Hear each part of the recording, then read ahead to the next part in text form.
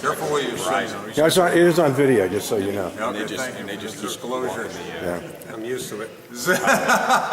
That's right, he's the center of it. Is this going to be on YouTube now? I don't know, I'm not sure what I'll do with it. I guess the question is, you're the only candidate here tonight. Well, that's right. I have a captive audience of about 5 people. Right. Well, I can't lose. 5 votes could be the whole difference. So you recently were interviewed by the Clinton Taxpayers for Truth. And, I was. And so was Willie, and so was Vin. Did you read the other two interviews? I did. And what did you think about the first selectman's response to what's going to happen with the existing Morgan site? Well, I think you ought to leave it to the committee and people that know a lot more about it than him. He's interviewing me now. No, I think, I don't know what his agenda is. I think he needs to leave it to the committee. I think it needs to be advertised very widely in national publications and down in New York. And developers need more time. I guess they're being given 90 days now. No, we got extended. Yeah, what, 90 days or 120? No, it's more than that. The final hasn't gone out yet. So. Okay. I mean, what's the rush? You want to make sure we get this thing right. Right. Well, I guess one of the things he said was he blamed planning and zoning for its moratorium. That was a restraint and that it was giving Clinton a bad reputation. Yeah, what do you think? That's baloney. He was against the moratorium, but he probably wanted to rush it through and so we could have this all wrapped up before the election. I mean, if you rush something through of that magnitude, how do you know you got the best deal for the town? You don't.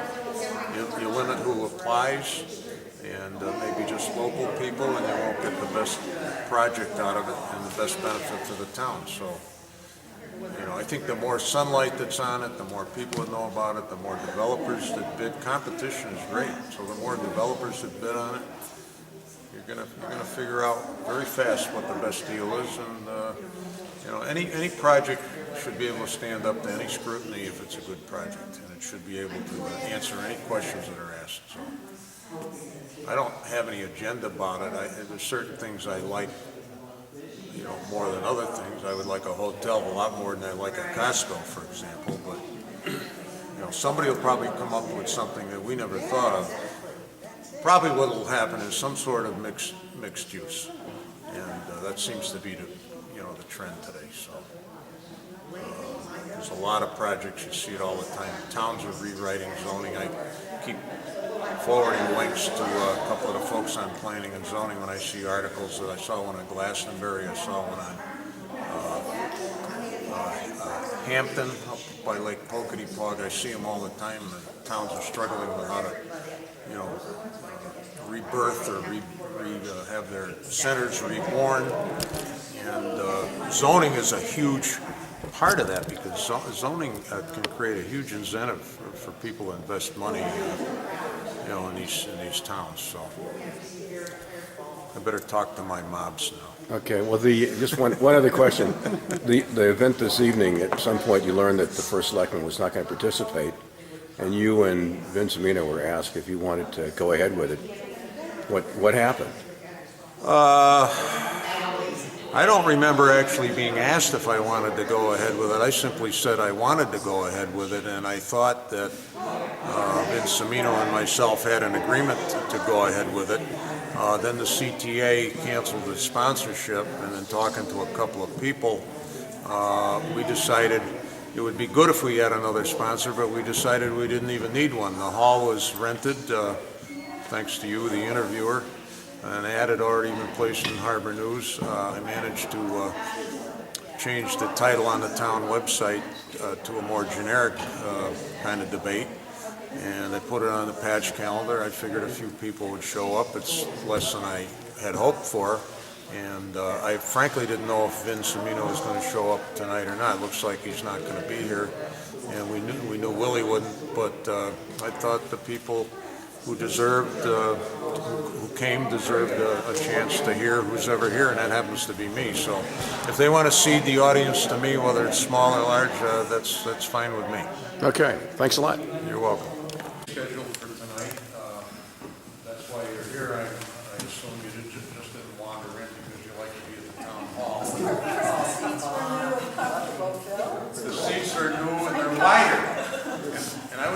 committee, and we opted for the wider chairs because some people need it. That's right. So, so there was a debate scheduled for tonight, and now it's going to be more of a monologue. The CTA backed out of sponsoring the debate. I thought, unfortunately, they held a debate 2 years ago. It was very well attended, and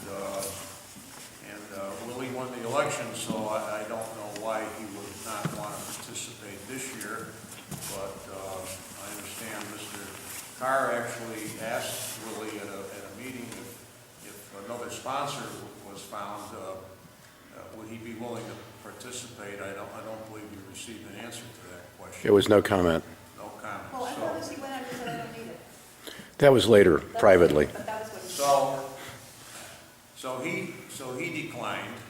I thought Mr. Cimino would be here, but he did express some reservation to me. I never really heard positively one way or the other, so obviously he decided not to come either.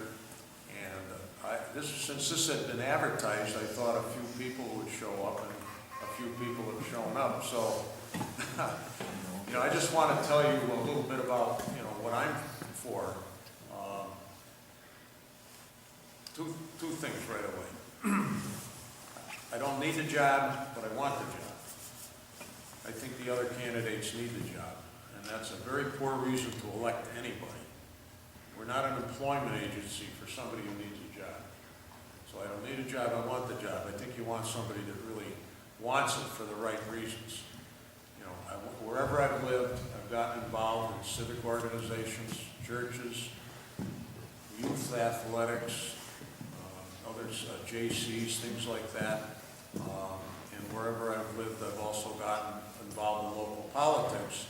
And other than the fact I kind of like it, if you didn't like it, you couldn't do it, right, John? and Carol, I need to introduce people, but let me try to finish my thought process here.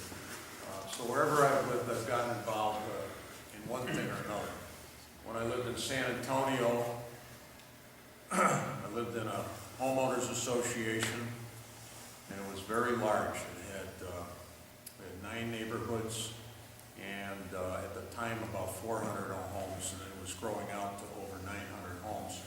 And like all homeowners associations, they're originally controlled by the developer, who has the votes. And but over time, we started to get residents on the board, and I became the first president of what was called the Canyon Springs Homeowners Association. And when I left, it was approaching 800 homes. We had 20 miles of roads. We owned the roads. We had a rec center, huge swimming pool. We had a security force. We had an architectural review board, which issued building permits. So it was, I can't claim it was exactly like a small town, but it kind of was. And there was, you know, normal politics and all that sort of thing. So that's, you know, what I did when I got to Texas. And I retired down there, so it was a good thing. I had the time to do it because, like a lot of local politics, few people want to do it. And it's been reputed to me that John Adams, one of our founding fathers, said that if good people and honest people won't do it, somebody will. So I just think the people of Clinton deserve a good choice. And I hope they agree with me on the good choice. I think I'm doing it for all the right reasons. Your agenda is my agenda. I don't have any personal agenda. You know, I think a lot of people take pride in they've lived here all their lives, and that's fine. When I grew up in Berlin, Connecticut, I thought I was going to live there my whole life too. Well, it didn't work out that way. But I think there's a big advantage to coming from somewhere else. You have different life experiences, and you don't have all the relationships and the relatives and the friends that sometimes can be an encumbrance in doing the right thing. It's hard to do the right thing a lot of times. You know, you make enemies. But so, although I wish sometimes I had a bigger network of friends and that sort of thing, I think it can be an advantage. And so that's about it. Now, as far as my platform goes, I want to make sure everybody gets one that doesn't have one. You know, I'm pretty much all about economic development. We're good at spending money. That's the expense side of the budget. As a friend of mine said, it's fun to spend money. You get almost instant gratification. It's pretty easy to do, as we all know. But what's hard is making the money to pay for it. And making the money to pay for it is growing the tax base. So that's heavy lifting, hard job. It takes a lot of work and it takes a long time. So, but you know, the first step in a trip, you know, if you have a trip of 1,000 miles, it starts with the first step. And I don't feel like we've stuck taking the first step. There are some things going on in town. The old Morgan site is going to be terrific. But the people, and I know some people will take credit for the development that happens there, but the credit belongs to the people who voted for the new school. Because without that, that's making that property available. And I think that's going to be a wonderful thing to have that development and that new tax base. But there'll be people who want to take credit for all that, but it's the people who voted for the school that deserve the credit. Talking about the school, you know, it's wonderful we're going to have a new high school, but now we need to focus on the education that's taught in the school. It's not too strong to say I was shocked to find out there is no gifted and talented program in Clinton. I almost said Plainville. I make that mistake. I lived there for 26 years. There's no gifted and talented program. And, you know, I knew that a lot of students were leaving Clinton to go to private schools, either Catholic schools, other private schools. Well, when I walked around town, every time I brought that up, they said, that's right, there's no gifted and talented. I asked the superintendent of schools about it at a meeting I was at, and I got kind of a general answer. And I understand it's kind of like, well, the kids are offered some resources and they have to go out and do work on their own, which is not a gifted and talented program. So when I knocked on doors and people told me that, you know, my kids get, just before they get to high school or middle school, that they're either going to send them private or they're going to actually leave town. And I found that time after time. So I thought I was in pretty firm ground, you know, saying that we've got to have this program, because once you start losing your best students, obviously your averages go down. So a lot of bad things happen. You know, student performance is kind of it's averages, but nobody's average.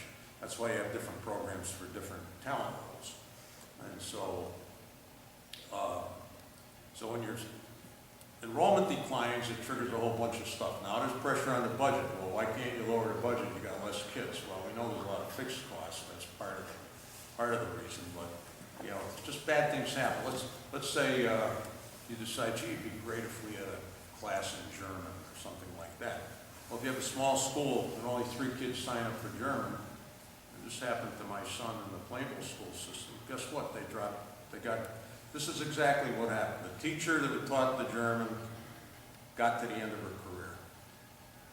And then the school was shrinking, and there was only a handful of kids that would take it. So they cut the class, and the teacher retired, and they never got it back. So a small school system, you know, it's all quaint and all that, but it has a real downside, because you got to have enough students to justify a class. And so, you know, I think the education system is an area that really needs looking at. Now, I'm not running for Board of Ed, but the first selectman does have a bully pulpit and has some budget influence. And I think, in spite of the fact we're pretty decentralized government here, you know, the first selectman, not only a bully pulpit, but the first selectman can have a lot of influence. It has to be the cheerleader. The way I look at it, you have to be like the conductor of an orchestra. You have to make sure everybody's playing in the right sequence, so it all sounds harmonious. You know, your job is just to make sure they're all pointed in the right direction, and you facilitate them. You give them the resources to your best ability that they need, and you make sure they're all going in the right direction. And you applaud them, and you push them along. I mean, that's what leadership is, I think. You set the direction, but if they're doing a good job, you get the hell out of their way. That was my experience in industry. You know, we had employees that were great. We had some in the middle, and then we had some that weren't so great. You know, and I call them. Low, high maintenance down here, not too much maintenance. Then the top achievers, they were no maintenance. They knew what had to be done, they went and did it. You never had to check up on it. But you've got to give people, the ability and the resources to go ahead with that.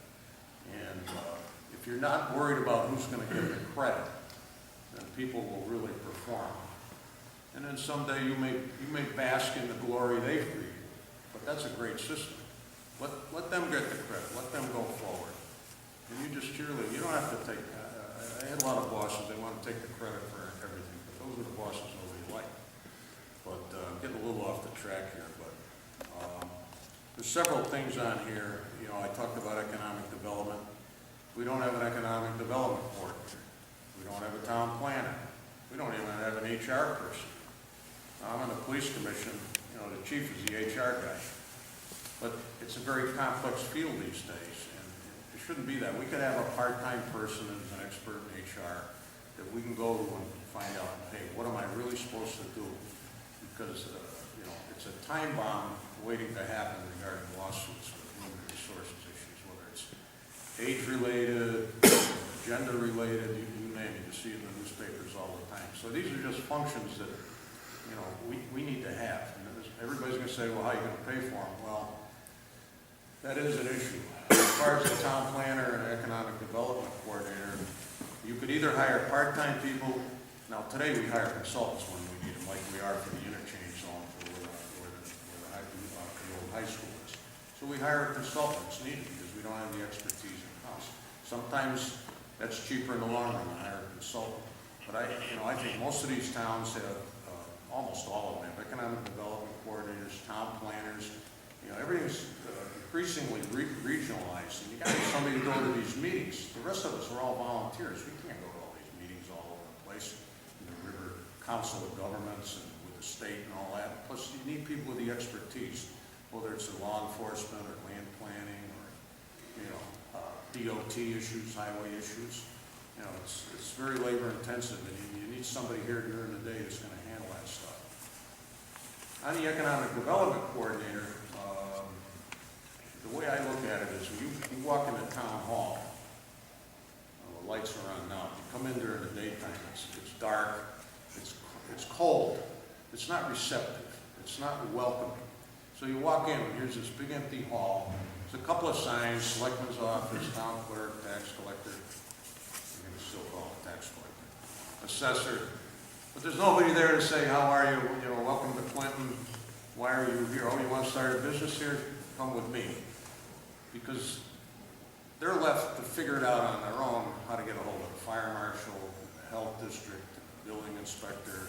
And I know you probably think it's easy to do all that. Well, it's really not. And then you go downstairs, and I know they're working on this to have like a flow chart.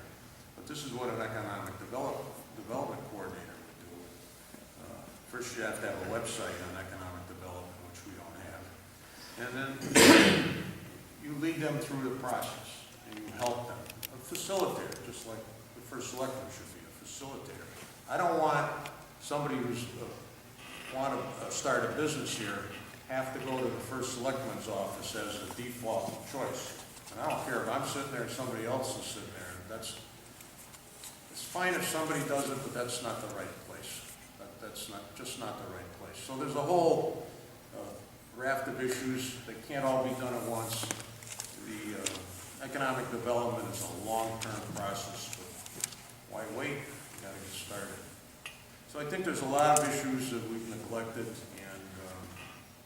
and I just want to get started on it. Now we'll certainly do some Q&A. I want to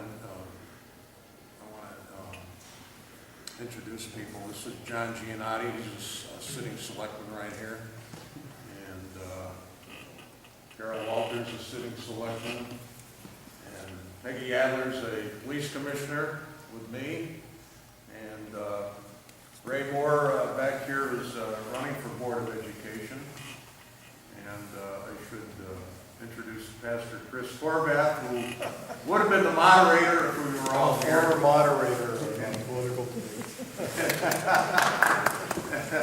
And you came out of curiosity to see what was going to happen. Yeah, because you're a good friend. prior to it.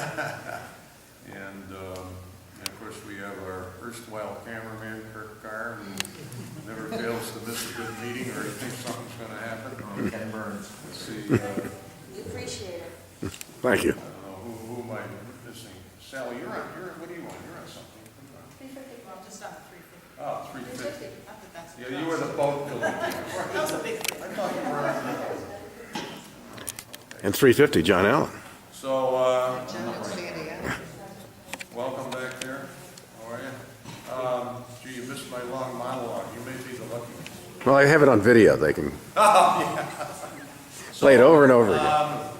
Obviously, we're not going to have a traditional debate, but if you have any questions, I've said way more than I should have. If you have any questions, fire away. I mean, it's just, I think, we've talked before about this, but, I mean, what's the biggest impediment, aside from you becoming first selectman, to doing this in town? Is it inertia? Is it, I mean, what do you think your biggest stone would be to start pushing back and have any of these things start happening here?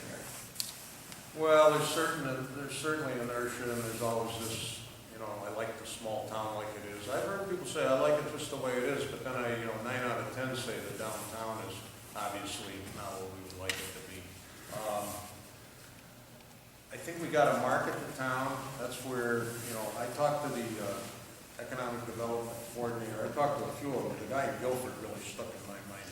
He said, look, I am a Guilford salesperson. I'm reaching out to companies and far away. He networks with colleges. He networks with Yale. He gets interns. He keeps track of all the available property and rates and leases and this sort of thing. And he goes to a lot of meetings, and he gets involved in that business and the people who are involved in it, so he knows what's going on. He listed off about 25 things he did, and none of them, a few of them were spectacular in terms of their creativity. It was more like blocking and tackling, but you just have to do it. We're not doing it. We have to reach out. And then if somebody comes in here and they want to do something, we got to give them to a professional person who can lead them down the right path and not have it become some kind of political thing, which is, I think the biggest thing is to get as much politics out of it as you can. I'm standing here as a kind of a politician, not a career one, but I guess by definition I am. But,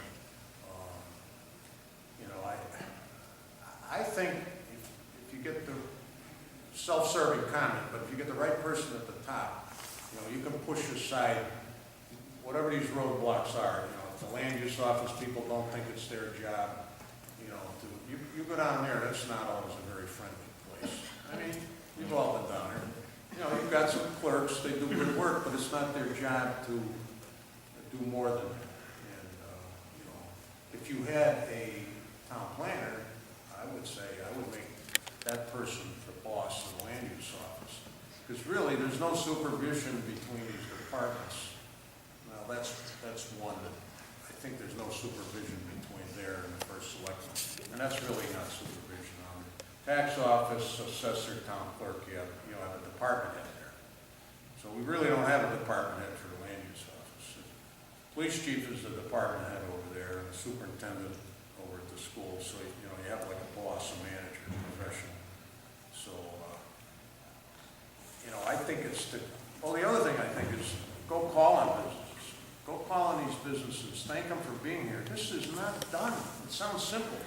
It is not done. A fellow I know fairly well has quite a large business in town. I asked him, have you ever been called on by the town of Clinton? He said, never. He said, they just want my money. He said, they never thank me, they never call on me. There was a meeting with the National Mall Management, now it's been about 4 or 5 months ago.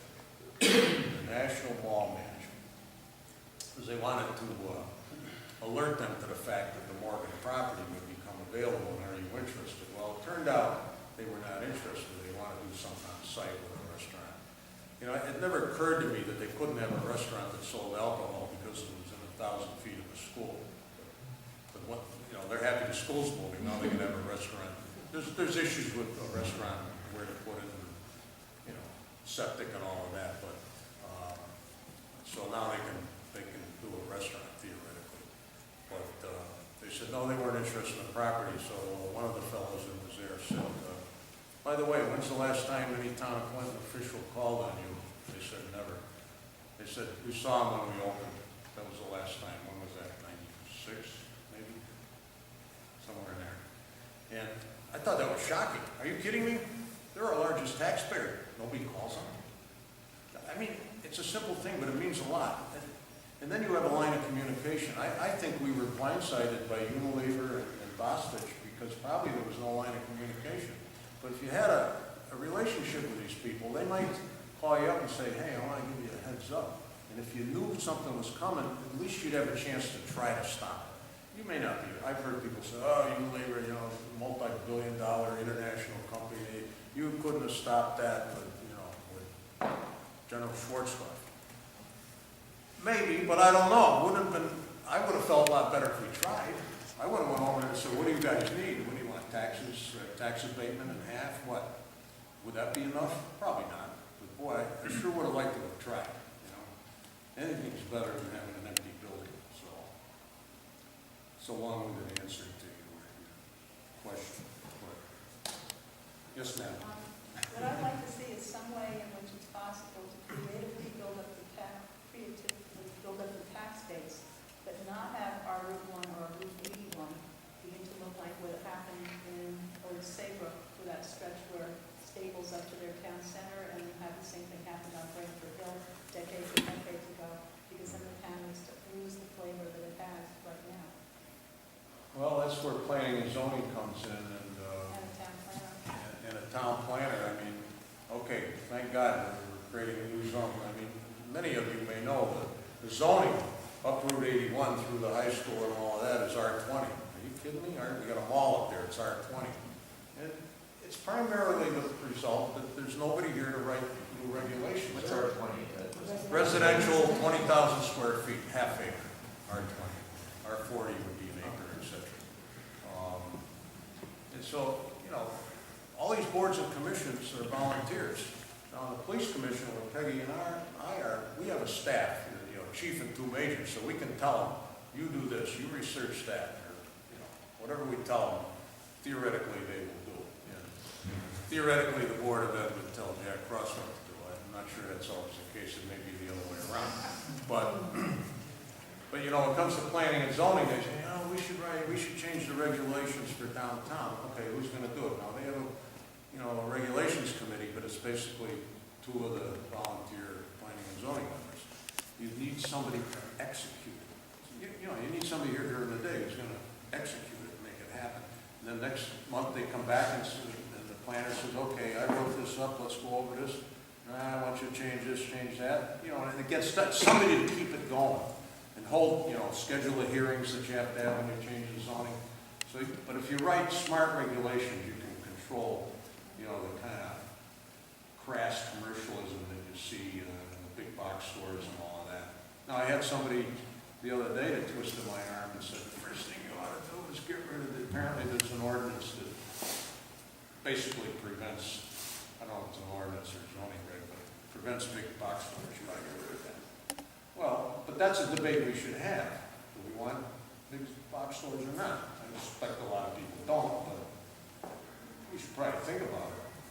What if a developer comes and says, I'll build the best development you can imagine, but I gotta have a big anchor tenant, which most of these developments have to I have. think we have an ordinance that says that, it's just in the village zone, you're not allowed to build certain types of things.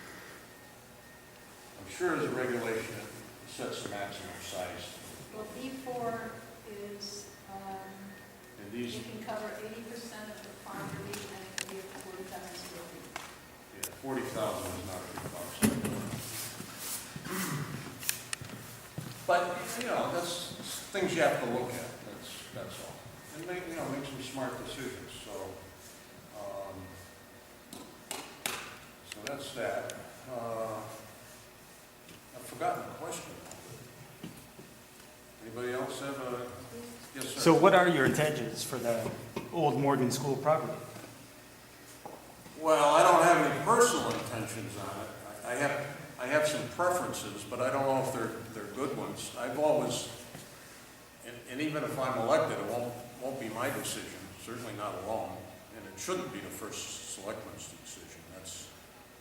You need a lot of people involved in it, and that's why new zoning regulations are being written for that whole area, and they've got a consultant that's working with them, and, you know, there'll be hearings and meetings and all that. I personally have always liked the idea of a quality hotel. I'm talking about a Marriott Courtyard or something like that, you know, a good restaurant, maybe some smaller retail mixed in. I've often wondered, a lot of these things are not original with me, but I often wondered if a lot of these hotels have like a mini conference center. So I'm wondering, gee, we got an auditorium over there that is darn nice.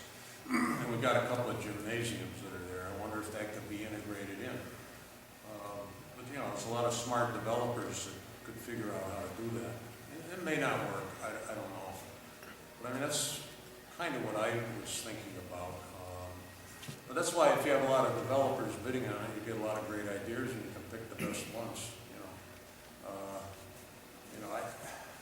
So you're not for a big box store, like a Home Depot or something like that? I'm not crazy about it. I've heard Whole Foods mentioned. I like Stu Leonard's, for example. Now, there's none anywhere near here. So about a year ago, I started thinking about it. I think I was mad at Stop and Shop or something. So I called Stu Leonard. I'm thinking, oh man, if we get a Stu Leonard's, that'll fix their wagon. So I called Stu Leonard's, and it took me about 6 or 8 phone calls. I finally got the developer. They said, hey, I'm so-and-so. I'm not really anything. I'm on a couple of boards and commissions, but I just want to tell you what's going on over here. We're going to have this nice property, about 36 acres. It's not all developable, but it's right off exit 63, and I wonder, he said, stop right there. He said, we've looked at this whole area along the shoreline, we are not interested. He was trying to save you time, or him time, I guess. And I said, well, come on, it's right off the exit, perfect. No, we looked at it, we studied that area, we looked at the densities, and the incomes, and the traffic, and he said, all up and down. He said, we're not remotely interested. He said, we're going west. And I thought it was because Orange fought with them for years about building a store down there, and he finally gave up. You know, probably a dumb move on Orange's part. I think they want to build right on Route 1 in Orange. It was a huge fight. And so I thought they were soured by that, but he wouldn't admit to that. But, so, you know, Whole Foods has been mentioned. Something called Trader Joe's, which I'm not familiar with. That's a good one. Yeah. It's in Darien, yeah. So, you know, I don't know. I've even heard possibly some mixed use with some residential. I kind of can't imagine that, but nothing's impossible. What we want is, we want 2 things. Of course, we want maximum tax revenue, but we also want something that will draw people to town. And we want them to, right. Well, that's, you know, I like the hotel issue because there's no hotels. I don't think there's any decent hotel between New Haven and New London. Huh? Favorite point. Saybrook what? Water's Edge. Want to pay $300 a night? Water's Edge. $300 a night. Yes. Water's Edge is beautiful. Saybrook Point Inn. I looked at them when my son was having a wedding. You're not going to send people there generally. Is there a new place in Madison? Yeah, Madison Beach. That's fair, because you're talking about a midpoint. But those are major. Residence and more, right? Mid-price point, national chain, you know, that gets bookings and, you know, people want to come to the shore or whatever they want to do around. There's no place to stay. Even if your relatives come to town and you don't like them very much, you don't want to stay in your house. You know, you always have the excuse that the hotel is right down the street, you know? Yeah, but you need something to draw them. Dennis Donovan came up with the idea of, what's the have up in the Denver area, I think there's a water park at a hotel. I thought, well, that's different. That would draw people. I did hear that somewhere, but Yeah, well, that was where I heard I it. think there was some concern from Glenwood Road about noise and that sort of thing. Of course, it's very seasonal here too, so I don't know, but all this will be flushed out. How, I'm assuming we're gonna have to raise taxes to help pay for the new school, and if you wanna hire 2 new people, the town planner. town economic development coordinator, Could be part-time. but we're gonna have to raise taxes to pay for that. Well, with the debt service for the school and then wastewater, the wastewater pollution situation that we're under orders to fix, that's gonna cost, we don't know how much. I mean, estimates have gone as high as 55 million. It's like building another school. So unless you grow the tax base again, the taxes will go up. I don't care who's in the seat in there. There's no way to prevent it. If you have a growing cost and budget, and you're dividing it by the same denominator, the number comes out bigger for everybody. So I'm not saying I would hire all those people. Some may be part-time, some might be delayed. But here's my point. The cost of not having these people, we will never know. Do we know how much development we've lost because we've never reached out to people, and we've never even called on the businesses that are here, and now several have left? That's a huge, it's called, in economics, it's called an opportunity cost, I believe. So the costs of losing, that revenue in those businesses is huge. And it would far surpass the cost of one person who could work pretty much full-time on trying to save them and get these businesses. It's an investment that would pay off. A lot of things, a lot of people like to call spending, investment. It sounds better. It's like the tax collectors in some towns is now the, I don't know what they call it, revenue enhancer or something. It sounds better. It's, so that money spent could recover itself, who knows, 10,000-fold over.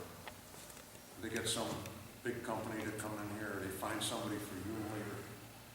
I'd be happy to pay somebody $60,000 if that could happen. But the way I look at it, if you don't try, you'll never know. If you don't try, you'll never get it. I don't think the current course is sustainable. You can't, what I say all the time is, you can't cut your way to prosperity, you have to grow your way to prosperity. You have to grow your way out of the hole. There's only so much cutting you can do. When you cut it to the bone, then what do you do? Because if you let things slide too much, then nobody will come here. We won't be able to sell our homes.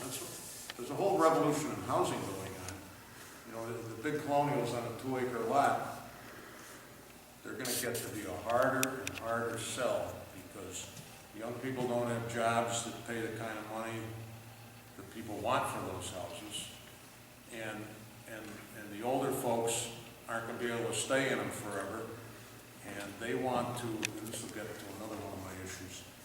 Think about the people who live in these big houses as they go older. They want to move. Where are they going to move in Clinton? There's nothing.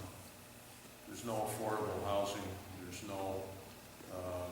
What you'd like is some affordable housing downtown so you can walk to things. We should use the train station as an advantage. I think we treat the train station as an inconvenience to be tolerated. That could be a huge asset. And people want to work in New Haven or even New York. I know a fellow, he goes to, he doesn't go every day, he goes I think twice or 3 times a week, he goes to New York. So, it's not out of the question. So, but I think about that, the senior citizens that, rather than having to move to Florida, they might like to stay here because they got grandchildren here like I do now.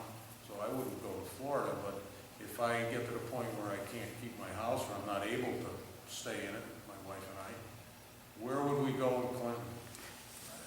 I don't see anything.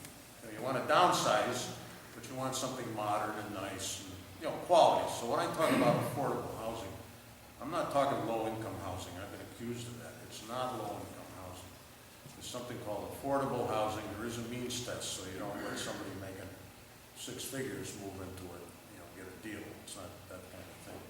But it's a place where you could go. You might have some units that have an elevator, so they're handicapped, capable, that kind of thing. So I just think the course we're on is not sustainable. It's not an upward trend. So I think we need to try something different. Is there any possibility of finding a developer to turn the Unilever building into affordable housing? There's a study going to start on that soon. I understand, well, Alan Kravitz on planning and zoning's done a lot of good stuff.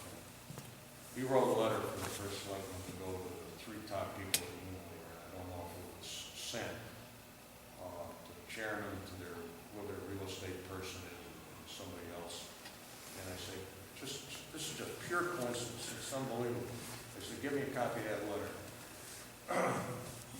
Some friends of ours, had a daughter. She marries this Englishman. And I met the guy, find out he's a relatively big wheel in Unilever, and he works in London. It's holy, right? And it tumbled to me just the other night. We were at a meeting. He said, "Get me the letter." I mean, I know the guy, And he said, "Give me the letter, and I'll send it a scan, and then I'll send them an email, and I'll say, hey, look, this is the letter we sent to your bigwigs. Do you have any avenues?" And the letter basically says, we want to work with you to resolve this issue to your benefit and to the town's benefit. The building's in a perfect location. It's near the railroad. It's a great near location. Essential services. Yep, I mean, that could be mixed use. You could have a restaurant, you could have some shops on the first floor, you could have some housing up above. And I guess someday the train station will be rebuilt, and I think You're going to rebuild so it goes over. they're going to put a walkway over so Right you there in Old Salem. get to the parking on the other side. So, and some of this will happen, whether I'm, here or not. It's just a matter of emphasis and trying to accelerate this stuff in my mind. So, again, I don't have any personal agenda. This is not on my bucket list. I don't care about that. And I think because I don't have the deep involvements here in business or anything else, I think I can do the right thing. And people deserve a choice. So, and I just felt this was a good time for me, and give it a shot. That's all. Yes, back. My name's Jeff. I've been here for about 13 years with my family. I have 2 kids in the school system. And I've been paying more and more attention to things as, the longer I stay here. The budget in past years, recent past years, has got me going, has got me thinking a lot. Bear with me, I don't do this all the time, but I look at it as a businessman, I look at every day what's essential and what's not essential. And my opinion, not everyone may share it, but my opinion is we miss that, and then we get to the budget point, the budget doesn't pass for some reason, and then, I don't know whether it's vindictive or not, but certain easy targets are hit. The school budget, the transfer station, all the stuff that incites people and gets people thinking.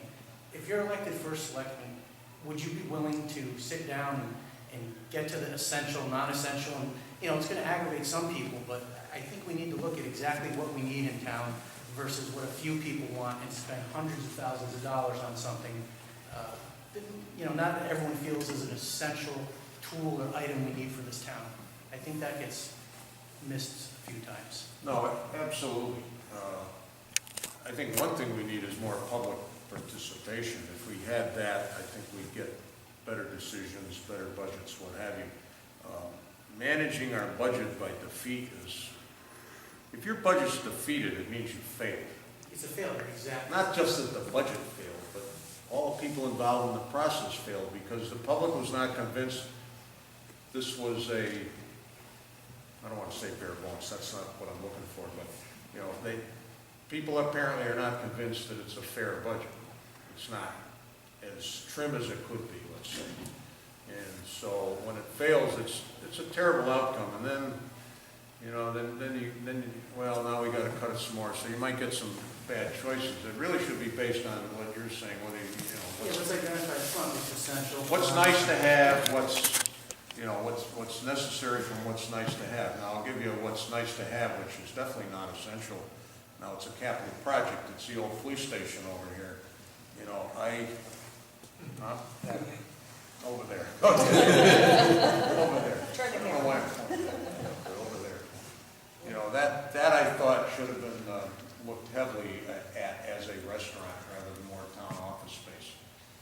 I didn't get much support. I brought it up as much as I could. A few people said, yeah, we should do a restaurant. I mean, a restaurant would do 2 things. It would bring some revenue to the town coffers. And we didn't have to sell it. We could leave excuses were made that, well, it's not a good design, it's an old building, it's got problems. Well, I think, so it wasn't suitable to be changed into a restaurant structurally, but they're doing plenty of work to it, so it just shows with enough money you can do anything. And the other thing was, well, what about septic? Well, that's true, but there's a lot of high-tech systems now. There's a lot of land, let me see if I'm pointing the right way, in the parking lot back here that maybe could have been used. So I think it could have been done if there was a political will to do it. And I thought, even if we weren't going to go the restaurant route, I thought we should have waited. And a little bit, I got to admit, is hindsight on this. There's a study going on now about the school facilities. So what happens if the study comes out and says we don't need Pearson anymore, we're going to consolidate. Now we're going to have a big building down there. Well, if we need more offices, we could, we could put them in there. I thought we probably should have waited to see how that played out rather than taking this prime real estate in the Indian River. That could have been a complement to Clinton Landing. Am I pointing the right way? Yes, yes, yes. Clinton Landing and the river and the view, you could see out to the sound, you could have a deck on the back. And not only just get tax revenue from the darn thing, but that would draw people downtown. There's no destination restaurant. We got some food service places, and I go to them and I like them, that's fine. But you want people from out of town to come here, from the mall or whatever, to me, you need an anchor, and you need I guess they call it an incubator. You need something to start it. And once it starts, and people start coming downtown, then it kind of sends somebody else says, gee, maybe I can make a business out of this. There's enough traffic. When something else starts, and you get a little more traffic, and then something, blight spreads, but so does success. It's so true. I went to South Beach once, and there's areas, maybe not anymore, but I was just there on a business thing, believe it or not. And, you could drive down Route 1A1 or A1A, whatever it is, like the steak sauce. You drive down and you see just, totally blighted properties. And all of a sudden you can see it change. You get better. And then there'd be another stretch of blighted. But you could see that the good stuff was spreading. And that's just how it is. Good goes to good, bad goes to bad, kind of thing. So you need some incubator down, this streetscape stuff, that's fine. We did some cosmetics. I'm not going to criticize it, but it's not economic development. And if you'll notice, all the projects that our first selectman takes credit for are all government projects. It's all government funding. It's our money, folks, too. It's all government projects. The only real, I like to say that, I always say private development is the answer, but there's nothing other than private development. There's no other kind. Because the government takes and spends. It takes all of our money and spends it, and for some very good purposes like education. But wealth is created by people and businesses, private enterprise. That's where the wealth is created, for the government to take more from. So you need something in downtown to jumpstart. And they talk about, I know I'm bouncing around, but they talk about mixed use for downtown. It's kind of an older idea that's coming back kind of in a rage now, I understand. Mixed use development, which means you have a mix of things in the same area. The two typical examples are retail on the first floor, maybe a couple of professional offices, but you have residential on the top. And that does something immediately. It gives the landlord revenue right away to help justify the original investment, or they wouldn't do it. But better than that, it gives you people in the downtown who will shop down there. So again, it magnifies. You get that multiplier effect. So it's it's a very good thing. So I think they'll probably be looking at doing some rezoning in downtown. And I think rezoning would help in other ways too, because I don't think it helps Clinton in that area of Post Office Square to have that massage parlor right in the corner. And Well, also it doesn't help to have the buildings on either side of the driftwood and the owner, Freeman Smith, said as long as the driftwood's there, he's going to deteriorate, and that's really sad. See, I think what you have to do is with rezoning, you make the properties more valuable because they can do more things with them, and that causes, profit is the motive. And so what that does is the owner will say, wait a minute, I can make more money off this if I do X, if I fix it up, if I put in other, other things that are not allowed. Either that, or they'll say, you know what, I'm gonna sell it. Some of these old, owners that are older, they'll say, I'll sell it, and that's what we want. Sell it to somebody who will invest in it because they see the vision, they see the potential, and boom. Once it gets started, I think it'll just go on its own. It's just gotta have the right regulations. And as far as it, Well, yeah, I'm sorry. maybe I've been brainwashed, but it's sort of chicken and egg thing, like, you can't get new development in here or complexes or whatever because of the septic, but we don't wanna pay for the septic. How are we gonna get past that? I mean, isn't that the biggest? Well, it's a big issue. Actually, the downtown area is not one of the needs areas, right? It would be nice if we had a pipe down the street and we could take it all the way somewhere. It would be nice, but it's very expensive to do that. But, so they're looking at fixing properties on site that can be fixed on site with a better, newer system. And then in some areas, like Long Hill is always cited, where you really have to take it off site to some small community system. So That's just an excuse about why downtown looks as crappy as it does? well, And I've been buying into it? Essentially, has said, he owns the properties on Snow Lane, his daughter and son-in-law live there, that little private road that overlooks Yeah. the river. He owns the building where the 350 office is Right. now, and the one where Hugh Allen Appliance was. Yeah. And he has, I've been told, said he will not do anything about those buildings as long as the driftwood exists, which is really sad. problem with the driftwood. I don't either. I But mean, he they said, do a lot to but he the doesn't town. want the driftwood there as long as his daughter lives But there. I think it's more cosmetic. I think, sometimes Well, it No, was just. it's that. for some of the buildings, it's more than cosmetic. No, but I mean, but if you, there's no excuse for dirty, for dirt and shabby looking. There's no excuse, whether it's an empty building or a building that has someone in it. Some landlords take pride in their building, and Well, some most don't, of but them- ultimately, most of them don't, and if you that's- give them the financial incentive, they will do it. So, a fella that I know, his name's Omar Francis, wrote a very interesting letter in the Harbor News, I think it was in maybe last week or 2 weeks ago. And he pointed out that the towns along here, none of them have sewer systems, but how come they're developing pretty well? Old Saybrook, Westbrook, Madison, Guilford, I think Branford has a sewer system. Those towns, and for the most part, have had a lot of development and are continuing to have development. So, his point really was, we don't need a big sewer system to make it happen. But you need the regulations, and we may need a community system for certain areas. So we're gonna have to do it. My only thing is, if we're gonna spend money on wastewater, we need to at least size it so that we can accommodate growth. We don't wanna build a system for just the existing problem, and then somebody comes in and says, well, I wanna build a store here, or whatever, a medical building of some kind. We say, sorry, we don't have more capacity. And it's a very complex thing. I mean, we all treat it kind of simply, but it's a very complex thing. But you just got to do it, smartly. We don't want it to be an impediment to development, and it is in some cases. I mean, certain types of discharges you would need, more scientific treatment. There's chemicals, things like that. I think Dave, touched on something, because we know Freeman for the 350 and have talked to him about it. I know a lot of people want to develop that part of there. But it always seems like no matter what goes on in the town, no matter who you're talking to in this building, nobody seems to have the cojones to do anything.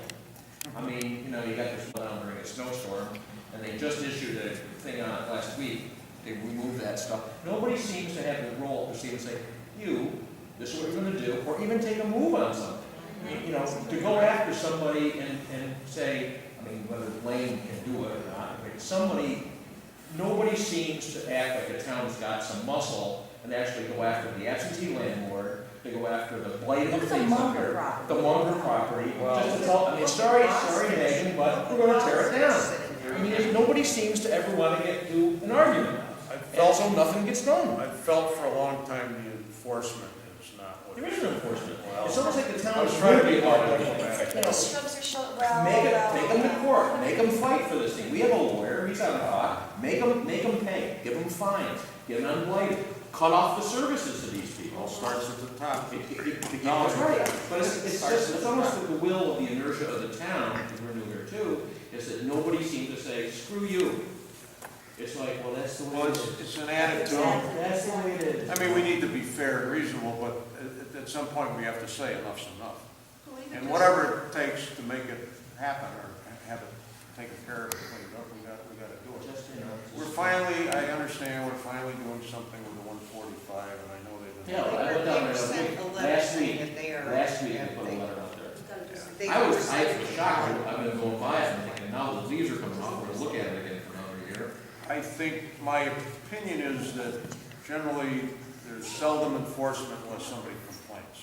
So your neighbor could have a yard full of crap, and I've seen plenty of them, and unless you go down and complain and put your name on the line, which may become public That may be, information. nobody complains, but you look, you drive by this stuff around, you don't need stuff, Well, the notoriety of a cashing thing occasionally or something, but the town is filled with blight. I don't know And that nothing ever anybody, gets done. I don't know that anybody's going out looking for it, that's what I'm saying. Wasn't that what we paid this guy for? Well, But they don't do it.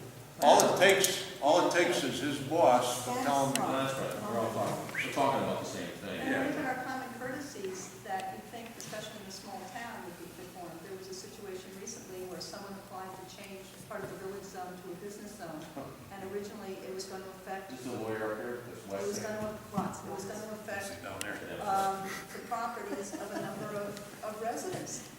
And I went down to the land use office and I said, well, what do Bill and Jane Dunn and the Andersons think about someone wanting to change their property from village zone to business zone? Well, we don't know. I said, we'll have to pay them. No, we don't have to tell them.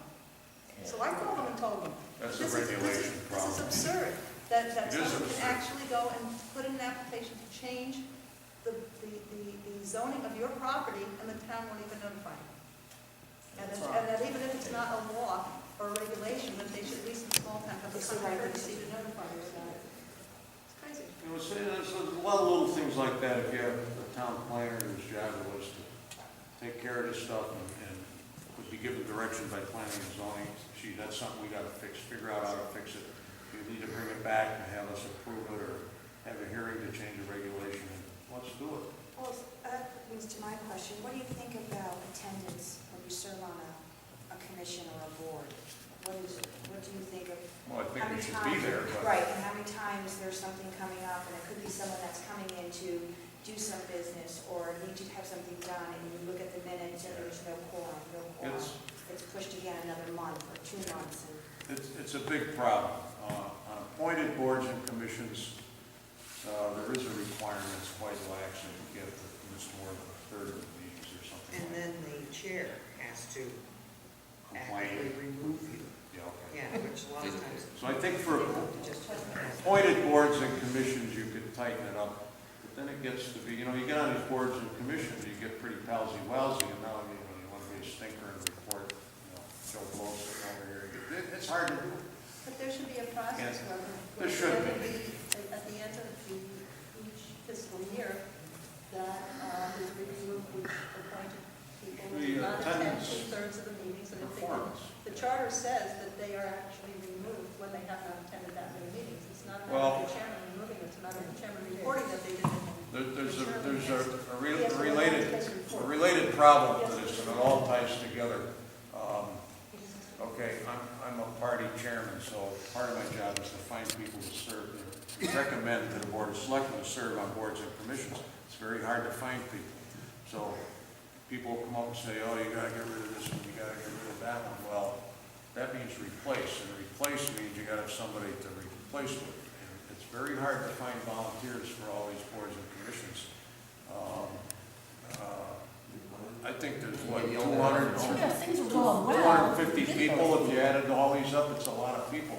We're run by volunteers, and it's harder and harder to find volunteers, and it's evidenced by the town meetings where, unless it's a tremendously hot topic, you won't even get this many people at a town meeting, which leads me to another of my favorite topics, which I really haven't brought up in this election campaign, but I think ultimately the town has to go to a professional town manager. I don't see sustaining this for quaint old New England first selectman thing and board of selectmen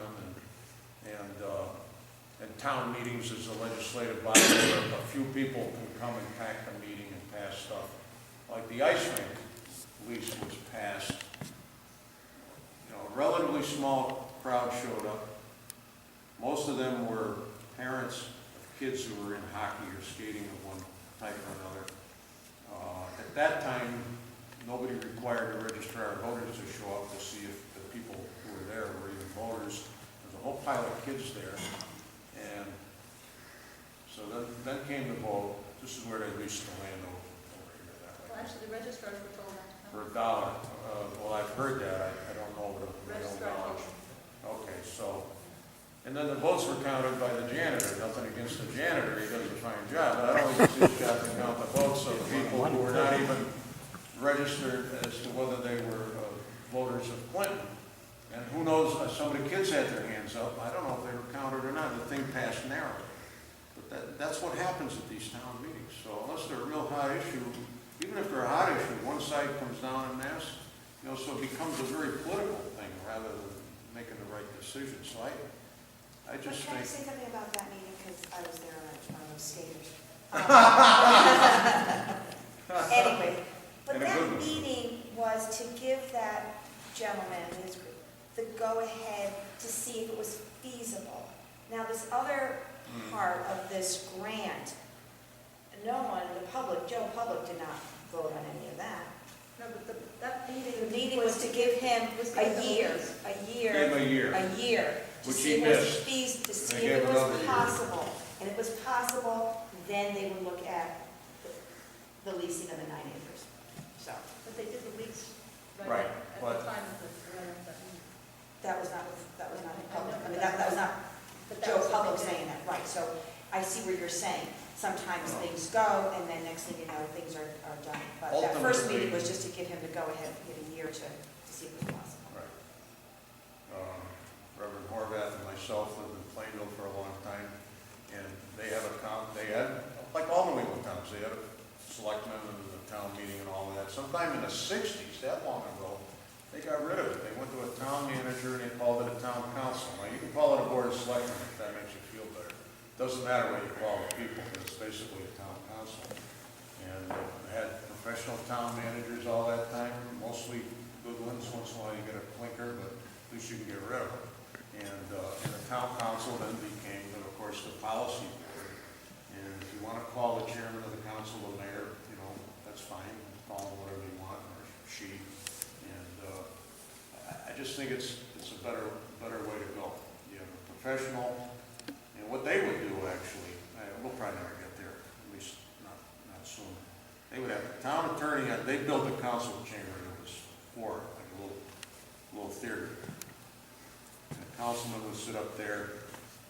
The town attorney was here, down lower. The town clerk had to go to all the meetings, and they recorded all the meetings, all the votes and all the rest of it. So, and then they were all on public TV channel, whatever that was, community TV. There was a fellow that would film it like a Kirk Carr. I just thought it was a better way to go, but I think that's heavy lifting. A lot of people don't want to let go of the old system, but I think ultimately, But it gets to the point where in a small town, it's hard to find people who have the time to be Well, able to either give up a job, exactly. or if they're retired, they may not want to do this in retirement, because if you have a lawyer, who would be an excellent, let's say, first selectman at some point in time, is he going to give up his law practice, and then 2 years later, if he doesn't run again, he's lost all his time? Well, that's the other. That's hard. That's the other thing. First selectman. Who wants to be first selectman? You know, I went through the need a job, want a job, and all that stuff. But basically, the pool of people is quite low.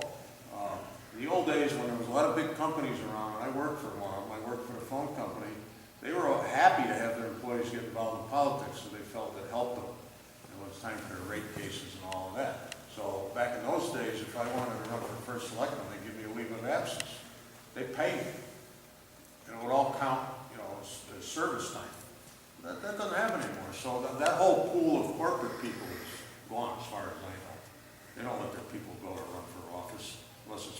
Congress or something. And so that group is out. People that have jobs can't do it. So what are you left with? People that need a job, or people that have the time, and retired people like me, you know, there's a few good ones around, but the pool of people that are willing to do this is shrinking every year. And so you're less likely to get a good choice, I think, right? So. Phil, you know my background, and people look at me like I'm crazy. Like I said, okay, Board of Ed. You know, some of the time I'm going to be in California when there's a Board of Ed meeting. We have these wonderful things now, and I participate in very active company meetings with executives with decent screens, decent video, and it is so, I'm not into everybody remote.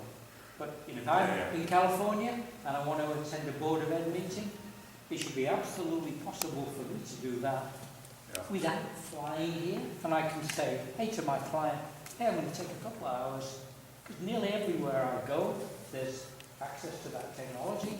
I can sit there, I can talk, and people look at you like, well, we've got to have our meetings. And I say, geez, I'm a pain in the ass. I've got to be in a meeting at 6 o'clock.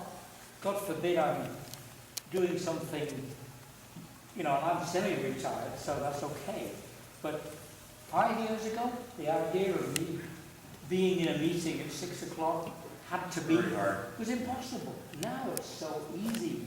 But I suggested it, and people go, well, I guess we could think about that. We've never done that before. Right, well, maybe we could We'll get Kirk with his camera. That's Gotta make sure it's in your BOE policy. So I said, I'm going to miss some Board of Ed meetings, but I'm going to be there. Oh, okay. I did Peggy's done actually it. get conflict. When we were in the position of our old chief leaving to become U.S. Marshal, we were trying to decide whether to look inside the department or outside the department for our new chief. I was up in Vermont emptying out my dad's house and was ready to sell, and they conferenced me in my phone.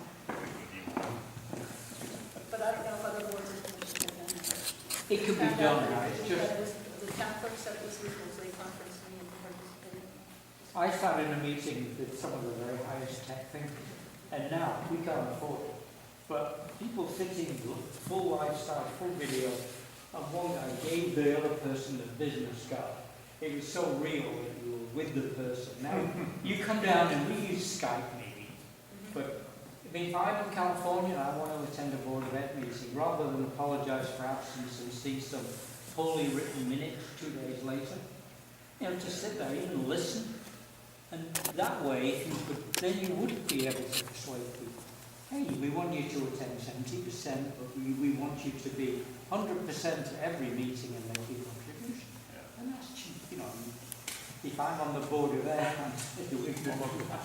Bottom line is, it's just getting harder and harder to find people, whether it's to run for office, take care, or sit on these boards and commissions. And last night, we had a presentation at the police commission, and Peggy and I were there. And here's another case. The fire department came, and they said it is getting increasingly difficult to find people to staff the ambulance service. And it's becoming a huge problem, and you just can't find the people anymore, because those people need a lot of training and all that. And Plus they have to get paid. And now apparently they have to get paid. For some reason, I didn't quite understand that part. I don't know. But the point was that a lot of calls, they have to go mutual aid, which means there's nobody here to send an ambulance, so they got to get somebody from Westbrook, Madison, or Saybrook, which increases the response time dramatically. Now, in Clinton, the police are first responders. They all have the right ticket to do that, I'm sure. They're all trained EMTs. They're all the EMTs? Yeah, they're all EMTs. So they're the first responders. It's very comforting to have a cop show up in your door in 2 or 3 minutes, and they got some training, and they try to stabilize the situation. But then, we don't want them to wait 15 to 20 minutes for an ambulance, because if it's serious, you want them to get the person going. And the other, I mean, that's the worst part. People aren't going to get the treatment as quickly. We need more people in the police department so that when our people are on the EMT calls, we still have people who can respond. No, Darien has high school kids doing it. It's called Close 53. It started 25 years ago. And they are brilliant kids, and they are all interested in medicine. They're all certified. They do not get Can they paid. sign up with the ambulance? They do. They do show up. Nationally awarded program. Yeah. And we can't have our cops sit there for 20 minutes. You know, what if there's something else going on in town? Yeah. So, nobody had any answers to this. There's no solution, although down the road, you know, they'll probably start pushing for a paid ambulance service. So just, you know, Well, that's the same.